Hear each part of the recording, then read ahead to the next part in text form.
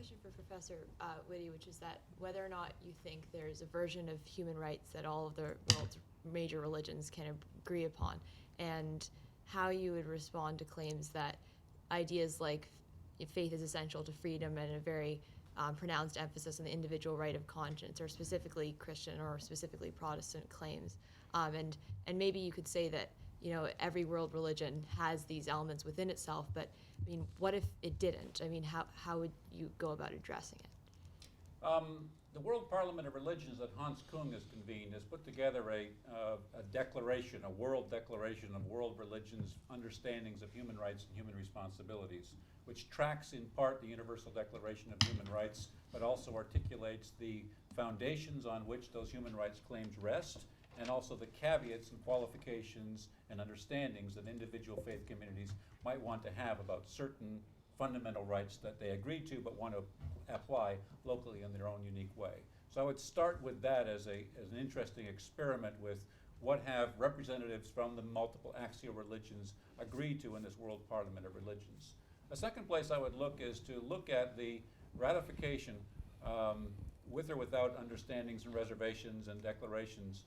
of the various international conventions that have emerged post the Universal Declaration of Human Rights. And you can punch up the UN website and just look at the 1966 covenants and look at the various conventions and declarations on rights of women, on rights of children, on rights of indigenous peoples, on the UN Declaration of Religious Intolerance and the like. And not only will you have nation states that have articulated their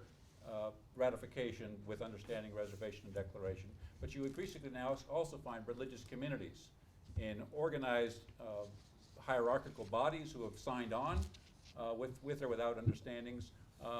or individual groups within religious denominations that have signed on. And what's interesting is if you go through that exercise and look at what these folk have agreed to, there are certain fundamentals that are non-derogable, that are non-negotiable. The four freedoms that Roosevelt articulated before the Universal Declaration of Human Rights seems to be something that a lot of these religious communities embrace on the strength of various canonical formulations. Basic freedom to believe, basic freedom to act, basic freedom of want, basic freedom from want, basic freedom for security. These become fundamentals that are embraced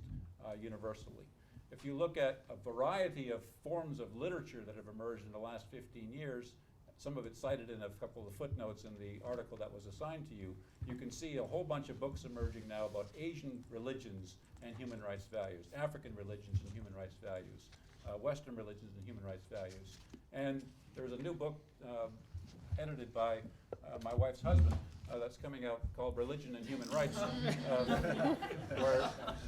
we've just asked leading scholars in each of the faith traditions around the world to articulate what for them are the non-negotiables. 6 months from now, we'll have a good answer as to where the overlapping consensus is across the board.